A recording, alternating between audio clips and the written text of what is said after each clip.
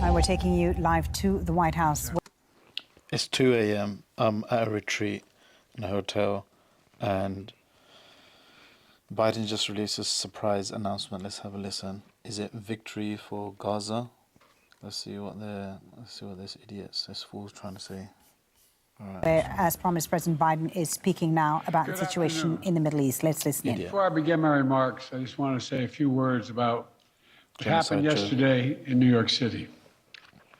The American principle that no one is above the law was reaffirmed. Donald Trump was given every opportunity to defend himself. It was a state case, not a federal case. Come on, skip forward. It's dangerous. It's irresponsible.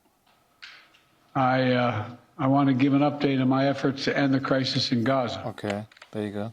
For the past several months, my negotiators of foreign policy, intelligence community, and like have been relentlessly focused, not just on a ceasefire that would inevitably be fragile and temporary, but on a durable end of the war. That's been the focus, a durable end of this war. One that brings all the hostages home, ensures Israel's security, creates a better day after in Gaza without Hamas in power, and sets the stage for a political settlement that provides a better future for Israelis and Palestinians alike.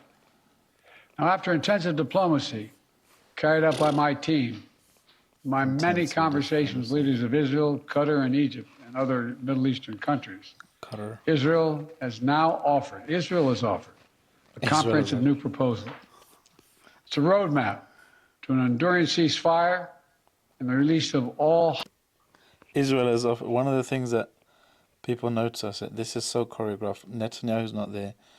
They're trying to throw Netanyahu under the bus. This is what some people are saying, that his opponents in the Zionist entity, the last remaining European colony in the Middle East, Israel, have positioned themselves to basically throw him under the bus, make it like, he's responsible for something 98% of Israeli colonists support.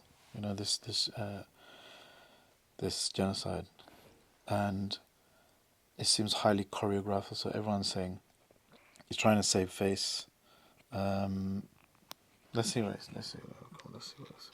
Let's not jump the gun. Hostages. Yeah. This proposal has been transmitted by Qatar to Hamas.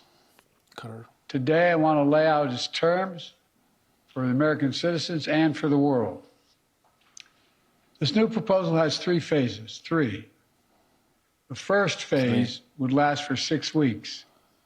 Here's what it would include: a full and complete ceasefire, a withdrawal of Israeli forces from all populated areas of Gaza, release of a number of hostages, including women, the elderly, the wounded, in exchange for release of hundreds of Palestinian prisoners.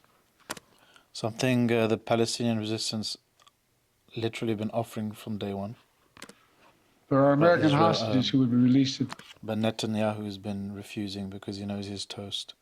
As soon as this attack ends, he's finished. He's going to be in prison for fraud or something. This stage, and we want them home.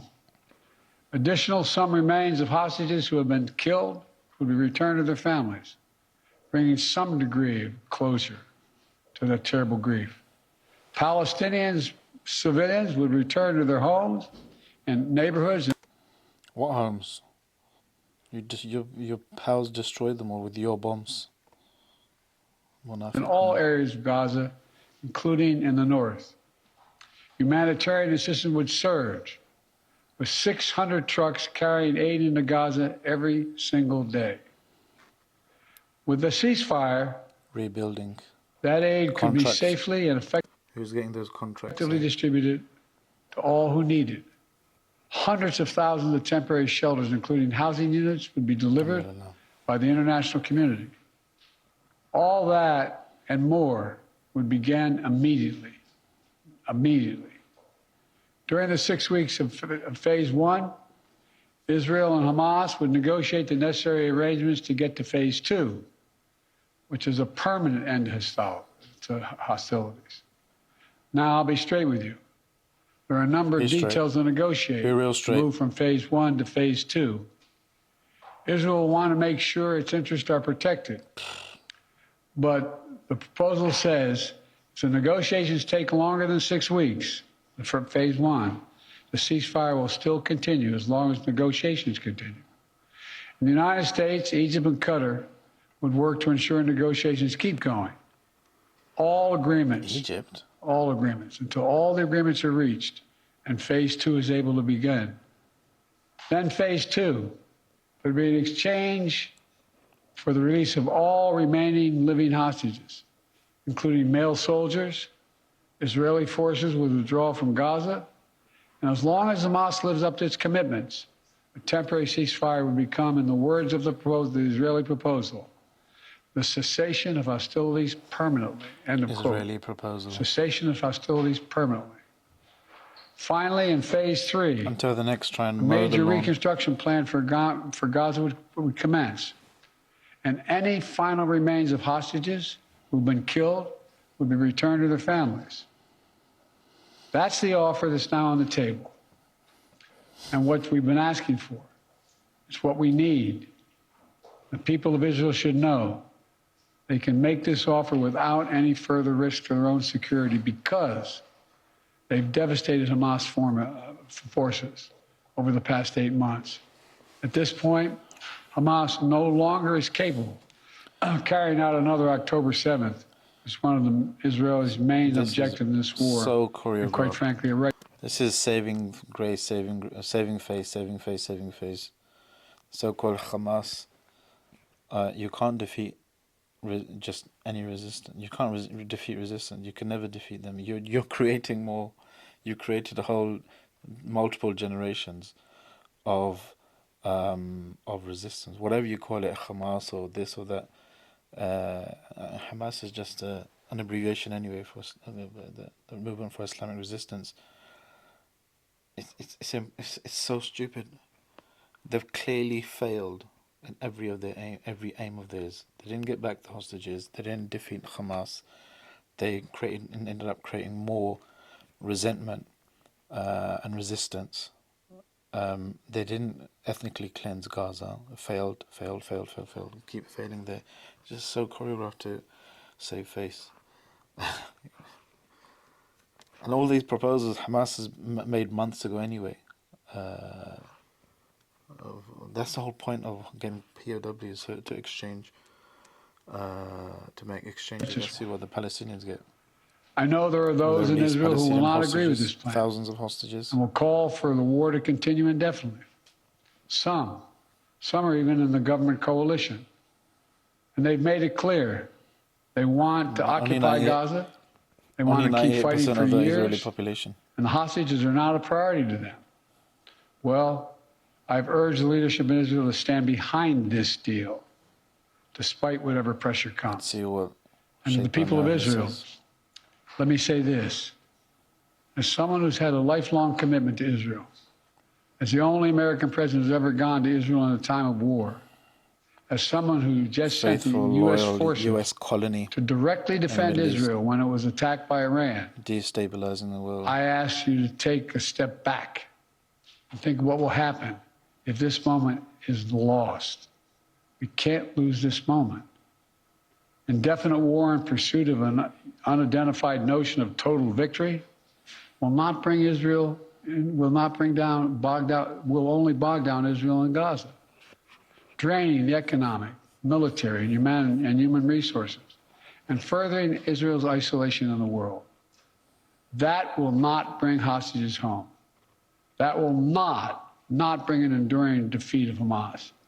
That will not bring Israel lasting security. That will not defeat Hamas. But a comprehensive approach that starts with this deal will bring hostages home and will lead to more secure Israel. And once a ceasefire and hostage deal is concluded, it unlocks the possibility of a great deal more progress, including calm along Israel's northern border with Lebanon. The United States will help forge a diplomatic resolution, one that ensures Israel's security and allows people to safely return to their homes without fear of being attacked. with the deal of rebuilding of Gaza will begin. Arab nations and the international community. Do you know how not to be attacked? Go home back to your European countries and leave the Middle East alone. Along with Palestinian and Israeli leaders, to get it done in a manner that does not allow Hamas to rearm. And the United States will work with our partners to rebuild homes, schools, and hospitals in Gaza, to help repair communities that were destroyed in the chaos of war. And with this deal, Israel could become more deeply integrated in the region, including, it's no surprise to you all, including potential historic normalization agreement with Saudi Arabia. Israel could be part of a regional security network to counter the threat posed by Iran. Israel's finished, man. All this progress would make Israel more secure, with Israeli families no longer living in the shadow of a terrorist attack. And all this would create the conditions for a different future, a better future for the Palestinian people. One of self-determination, dignity, security, and freedom. This path is available once the deal is struck. Israel will always have the right to defend itself against the threats to its security and to bring those responsible. This is incorrect. Israel does not have the right to defend itself against threats that emanate from its own illegal occupations, according to international law. October 7th to justice. Don't let facts get in there. And the United States will always ensure that Israel has what it needs to defend itself. If Hamas fails to fulfill its commitments under the deal, Israel can resume military operations.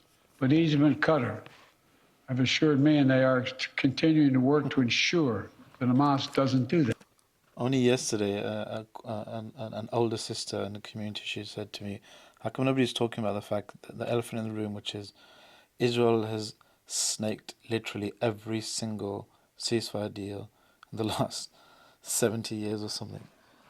Like literally, it's in Zionist DNA, the DNA of a colonial racist apartheid ideology, to never stop, never adhere to a ceasefire.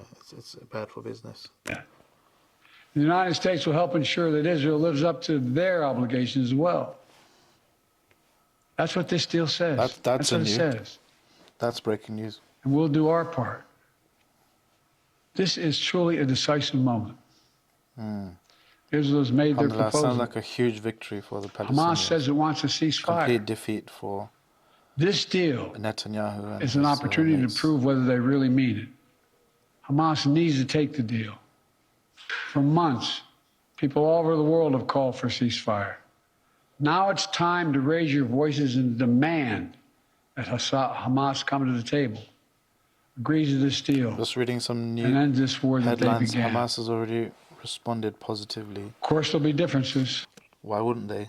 Because they've been asking for this all along. On the specific details that need to be worked out. That's natural. If Hamas comes to negotiate, ready to deal, then for an old man, your choreography is on point, mashallah. Israel negotiations must be given a mandate, the necessary flexibility to close that Genocide deal. Joe. Past 8 You're months, release the Palestinian, thousands of Palestinian heartbreaking prisoners? pain. I mean, hostages? Pain of those whose loved ones are slaughtered by Hamas terrorists on October 7th. Hostages and their families waiting in anguish. Ordinary Israelis whose lives were forever marked by the shattering event of Hamas's sexual violence. Hey, there you go. And the Palestinian people have endured sheer hell. Classic white supremacist trope. Too many innocent people have been killed, including thousands of children. Far too many have been badly wounded. We all saw the terrible images from the deadly fire in Rafah earlier this week, following an Israeli strike against targeting Hamas. And even as we work to surge assistance to Gaza, with 1,800 trucks delivering supplies these last 5 days, 1,800, the humanitarian crisis still remains.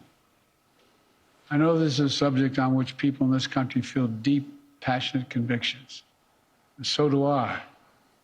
This has been one of the hardest, most complicated problems in the world. There's nothing easy about this. Nothing easy about it. Through it all, though, the United States has worked relentlessly to support Israeli security, to get humanitarian supplies into Gaza, And to to kill get a brownies. ceasefire and a hostage deal to bring this war to an end. Yesterday, with this new initiative, we've taken an important step in that direction. I want to level with you today as to where we are and what might be possible. But I need your help. Everyone who wants peace now must raise their I voices need your help. and let the Forgot leaders where I parked my know car. they should take this deal, work to make it real, make it lasting, and forge a better future out of the tragic terror attack and war.